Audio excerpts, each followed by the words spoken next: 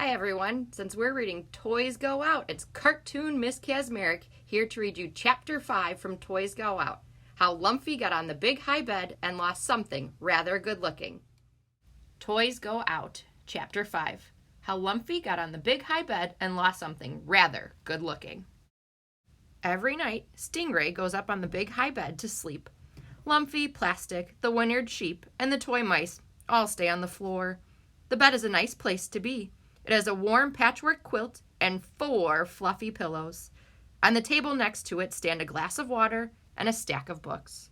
Every night, Stingray gets to cuddle with the little girl. Stingray even goes under the covers. Lumpy has only been on the bed for short visits. Plastic has never been up there at all. "Why you? Every single night," says Lumpy, when Stingray comes down one morning to play on the shaggy rug where he, Sheep, and Plastic are sitting around doing nothing. "Why not me?" "You have to be clean to go in the bed," says Stingray. "There can't be crumbs and peanut butter up there." "Why not Plastic then?" "You have to be furry," says Stingray. "Balls don't ever go." "It used to be me." "Before she came," muttered Sheep. "I don't care," chirps Plastic, who has been spending much of her nights rolling down the stairs and then bouncing back up again 3 at a time. "Do you want to come watch me on the steps, Lumpy? I roll down like a race car." "Not really," says Lumpy. "I've seen you roll before." "It's totally different on the stairs," pleads Plastic. "It doesn't seem fair," says Lumpy to Stingray, "that you go up on the high bed every single night." "What do you do up there?" "Private stuff," says Stingray, "between me and the little girl." "But why don't I get to do private stuff?" "Sorry, it's not like I have a choice. The little girl takes me. She wants me, I guess, because of how much she loves me." "She loves me too," says Lumpy. "Of course she does. Just not enough to go up on the high bed. Don't feel bad." "Harumph!" Lumpy turns his tail to Stingray and pretends to be interested in a bit of orange fluff he sees on the rug. "Lumpy!" Lumpy nuzzles the bit of fluff and doesn't answer. "Want to go look out of the window?" Lumpy mumbles quietly to the bit of fluff as if he doesn't hear. "Or watch television?" He doesn't answer. "We could play marbles." The fluff is taking all Lumpy's attention. It takes up all his attention for the entire day. He won't talk to Stingray at all. The next morning, Lumpy starts looking at the fluff again as soon as Stingray comes down from the bed. He looks at it all morning, all afternoon, and all evening. He does this for 6 days. On the 7th day, Stingray comes down and pokes him in the shoulder. "Know what?" she says. "I have an idea for getting the girl to bring you up on the bed. Do you want to hear it?" Lumpy stops looking at the fluff and looks at Stingray instead. "We can decorate you," she says, "to make you more of a bedtime buffalo. We could drape you in rabbit fur and flannel and put a big pair of fuzzy slippers on your feet and maybe some bows and ribbons on your tail and some pink and yellow feathers. You will look so cuddly she will have to take you to bed." "Humph," says Lumpy. "What? Is there another option?" "Sure. We could break your tail, just a small break near the end, maybe by using a hammer on it when nobody is looking. And then you would be injured. The little girl would wrap your bottom up in toilet paper and masking tape and bring you to bed to get well." "What if you pretend to be lost in the closet?" suggests Lumpy. "Then she'd take me, I bet." Stingray doesn't think that would work. "I read something you could try," pipes up Plastic, who has been listening in from a spot underneath the bed. "But it's not very nice." "What?" Lumpy wants to know. "It's a trick. They used to use it in old TV commercials and science experiments. Subliminal messages." "Oh, submarine messages," cries Stingray. "Why didn't I think of them before?" "What are they?" asks Lumpy. It's too complicated to explain," stalls Stingray. "Isn't it, Plastic?" Plastic pauses. "I can explain a little bit," she finally says. Oh, a little bit, sure. That we can do, says Stingray. You go ahead. I read that in supermarkets, they used to have secret messages playing very quietly under the music that people didn't know their brains could hear, begins Plastic. Messages that would say, buy sugar cereal, or you need a lot of meat, buy it here. The messages would get the shoppers to do what they said. This isn't a supermarket, says Lumpy. Duh, says Plastic, but we could do like this. Stingray could whisper in the little girl's ear while she's asleep. When the girl wakes up, she'll think whatever Stingray has told her. Ooh, Stingray is silent for a moment. What if I whisper, don't eat your vegetables? Or sit in front of the TV all day like a giant wet noodle? Or cheat at card games? What if my submarine messages, buy Stingray lots of presents? Will she really do whatever I say? Stingray feels a thrill. Plastic rolls side to side nervously. Forget I told you about it. It only maybe works anyway. If it maybe works, I want to try it, insists Lumpy. I shouldn't have mentioned it, says Plastic. It's a bad idea. Then how am I going to get on the bed? Cries Lumpy, looking up at the fluffy pillows from his spot on the rug. I have to get up there. Don't worry, says Stingray. I've done submarine messages lots of times before. I'll get you up there. It is hard to think about sharing the big high bed. In fact, Stingray doesn't want to share it at all.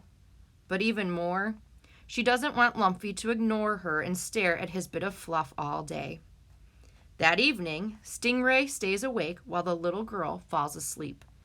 Bring Lumpy to bed. Bring Lumpy to bed. Bring Lumpy to bed. Bring Lumpy to bed. She whispers long into the night. The next evening, after brushing her teeth and putting on her pajamas, the little girl lifts Lumpy up along with Stingray. The submarine messages has worked. Lumpy is so excited. Cool white pillows, patchwork quilt, warm flannel sheets, private time. He can hardly believe it's true. But here's what happens up on the high bed. Not much. The girl's father reads 3 stories aloud. He sings a short lullaby. The girl kisses her father 4 times. He turns out the light and leaves. Then the little girl kisses Stingray and Lumpy, tucks them under the covers, and goes right to sleep. Stingray goes to sleep too. Lumpy lies there and stares at the ceiling. He stares at the clock, which glows in the dark. He stares at the curtains, blowing slightly in the wind. He doesn't feel sleepy. Psst! Stingray! He whispers. Stingray doesn't answer. Stingray! He whispers again, nipping her gently on the cheek. What? Stingray sounds muddled. Want to play I Spy? It's dark. I can't spy anything.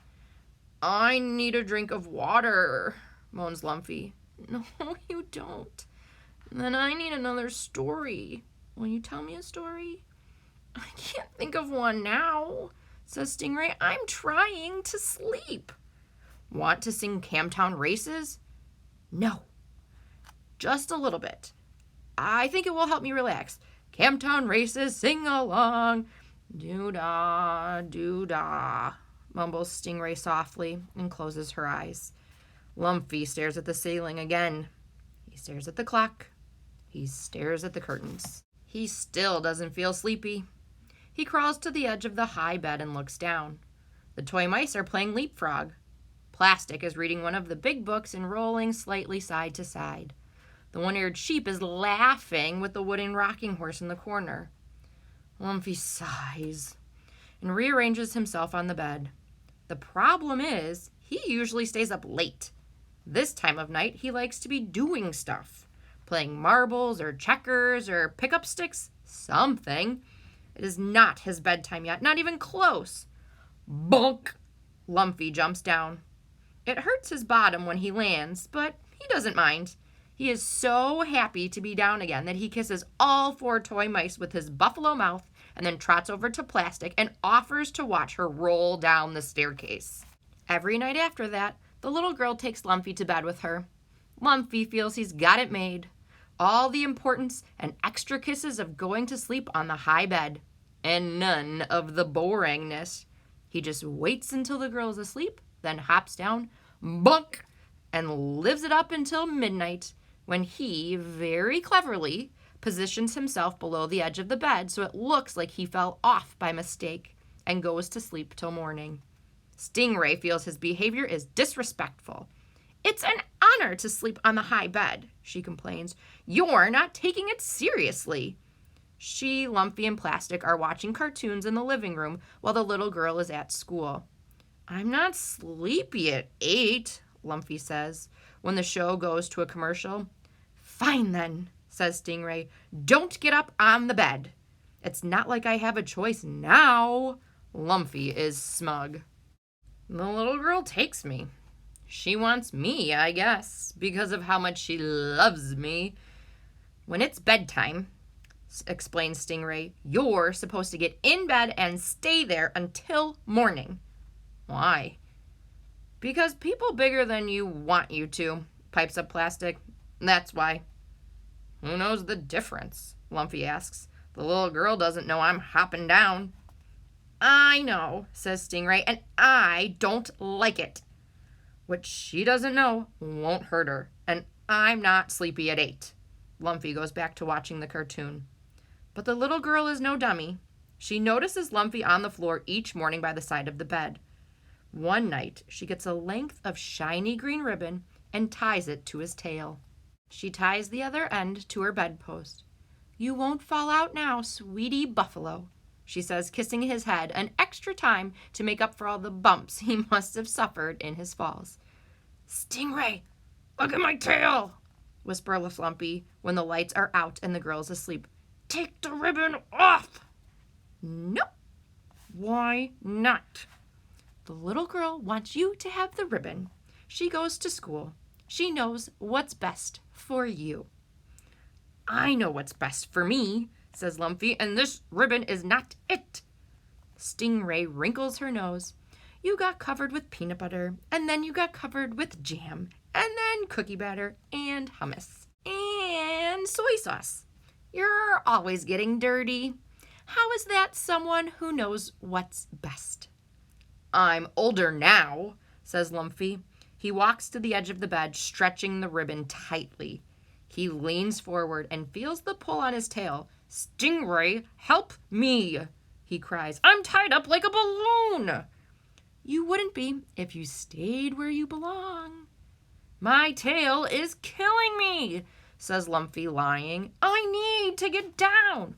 "Be quiet or you'll wake the little girl." Stingray flips over and closes her eyes. Being tied up makes Lumpy feel frantic. The knot in the ribbon gets tighter and tighter the more he pulls. He tugs harder and harder, grunting his buffalo grunts, and finally jumps off the edge of the bed with the ribbon still attached to his tail. There is no bonk. Lumpy is upside down, tail side up, hanging in the air. He feels sick to his stomach. He tries to scramble back up the side of the bed, but he can't get his feet turned around the right way. He wiggles and tries to lift his head up to chew on the ribbon, but his body is not very flexible. He is stuck. "Lumpy!" It is Plastic rolling across the rug toward him. "Why are you upside down?" "Untie me!" cries Lumpy. "No hands," says Plastic. "Pull me!"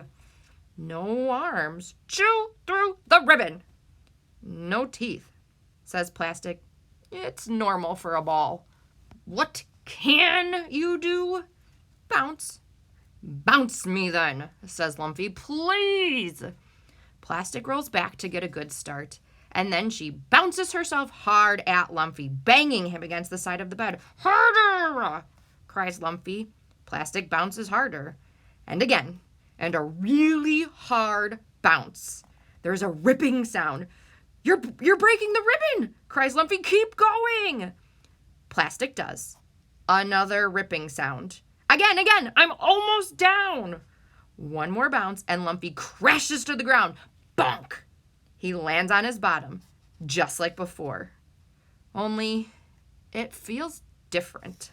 It feels like something is missing. Something is. Lumpy looks up at the unbroken ribbon dangling from the top of the high bed. Something short and chocolate brown and rather good looking is attached to it. Is that my tail? Cries Lumpy. Says Plastic. It probably might be. I need it. Lumpy is in tears. There. What will I do without it? There. Oh, I need it very badly. What for? Plastic wants to know. Lumpy sniffs back his tears. He tries to think of an answer. You look tougher without it, says Plastic kindly, rolling around to examine Lumpy's bottom. Really? None of the tough buffaloes have tails, lies Plastic. I read it in the animal book. They don't? It's the tough buffalo fashion. Lumpy thinks for a minute. Who needs a tail anyway? He sniffs. I don't, says Plastic. I don't either then, says Lumpy bravely. About an hour later, while Lumpy is showing his tail stump to Tuk Tuk in the bathroom, Plastic hears a noise from on top of the high bed. It sounds like whispering. It sounds like Stingray. It sounds an awful lot like a submarine message. Lumpy, ruffle, ruffle, floor, ruffle. Lumpy, ruffle, floor, ruffle. The next day, the little girl wraps Lumpy's bottom in toilet paper and masking tape to help it feel better. But she does not take him to bed with her that night. In fact, she never takes him to bed again. Lumpy doesn't mind, though. He is leapfrogging and laughing and listening to Tuk Tuk explain about hand lotion and dental floss. He is staying up late. After all, he's not sleepy at 8.